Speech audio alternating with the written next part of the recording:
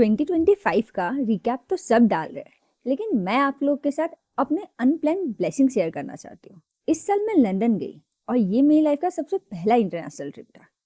IB में काम करते हुए मुझे 3.5 साल हो गए और ट्रस्ट में हर साल के स्टार्ट में मैंने ये जरूर सोचा है कि इस साल एक इंटरनेशनल ट्रिप तो करना ही है। मैंने लिटरली ये भी सोचा था कि कहीं भी चलेगा, सबसे सस्ती जगह भी चली जाऊंगी, लेकिन पासपोर्ट में एक स्टैम्प तो लगाना ही था। लेकिन फनी बात पता है क्या है कि 3 साल हो गए थे आईबी में काम करते हुए एंड मैं इंटरनेशनल ट्रिप अभी तक नहीं कर पाई। इस साल तो एक्चुअल में इंटरनेशनल ट्रिप दिमाग में था ही नहीं, क्योंकि पर्सनल गोल्स कोई और ही थे।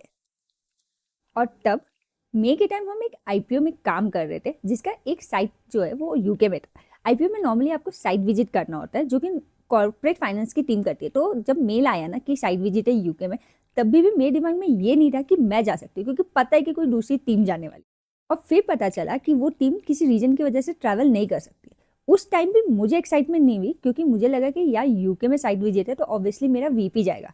तो मैंने उनसे पूछा कि आप जा रहे हो क्या यूके में साइट विजिट के लिए, एंड व्हाट ही सेड कि मिरल मैं नहीं जा सकता, could you please go. And उस टाइम भी मैंने कम से कम उनसे वापस 2 बार पूछा होगा कि sir are you sure you don't want to go, and he said yes. और जब उन्होंने फिर से हाँ बोला ना, तब मुझे रियलाइज हुआ कि मिरल तुझे लंदन जाने का मौका मिल रहा है। पर ये एक्साइटमेंट ज़्यादा देर के लिए नहीं थी, क्योंकि मुझे ये बात ना 5 मई को पता चली, और उस टाइम पे मुझे ये भी पता चला कि ये जो ट्रैवल प्लान है ये ऑलरेडी 15 मई के लिए शेड्यूल है। एंड ऑब्वियसली मेरे पास तो वीज़ा नहीं था। तो मैंने बोला वेट, ये एक्साइटमेंट ज़्यादा नहीं दिखा सकते, पहले वीज़ा आ जाने थे, इसलिए मैंने किसी को नहीं बताया। फास्ट ट्रैक में वीज़ा अप्लाई हुआ एंड 1 वीक में वीज़ा आ गया एंड मैं लंदन पहुंच गई। एंड ऑनेस्टली ये मोमेंट मेरे 2025 का सबसे बड़ा हाईलाइट था। और एक चीज़ है जो मुझे शेयर करनी है, और ये तो लिटरली मेरे साथ कल हुआ है।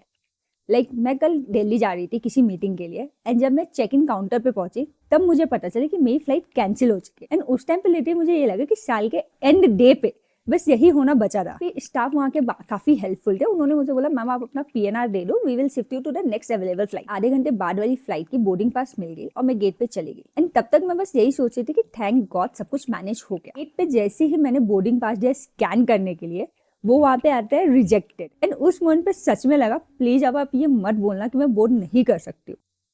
एंड फिर उन्होंने बोला ma'am here is your new boarding pass, your ticket has been upgraded to the premium economy. Trust में मेरी खुशी का ठिकाना नहीं था, क्योंकि यार जो लड़की जब खुद भी टिकट बुक करती है तो सबसे पहले ये फिल्टर लगाती है कि चीपेस्ट टू हाईएस्ट का फिल्टर लगाती है। वो खुद से कभी प्रीमियम इकोनॉमी तो बुक नहीं करेगी, क्योंकि मुझे लगता है कि जो काम इकोनॉमी में हो सकता है तो उसके लिए प्रीमियम इकोनॉमी जैसा पैसा क्यों ना सोचे समझे प्रीमियम इकोनॉमी में बैठना मेरे लिए बहुत बड़ी बात थी। दोनों मूवमेंट्स में एक कॉमन बात पता है क्या है कि ये दोनों चीजें मैंने प्लान नहीं की थी। चलो इंटरनेशनल ट्रिप का तो कभी ना कभी सोचा था, लेकिन ये प्रीमियम इकोनॉमी वाली बात तो कभी दिमाग में आई ही नहीं थी। फिर रियलाइज हुआ कि जब हम कुछ प्लान नहीं करते हैं ना, तो कभी कभी वही चीज आपके लाइफ के सबसे स्पेशल मोमेंट्स बन जाते हैं। 2025 ने मुझे कम से कम ये रियलाइज करा दिया कि जो भगवान जी के प्लान्स होते हैं वो हम सबके प्लान्स से बेटर होते हैं। Just trust his plans.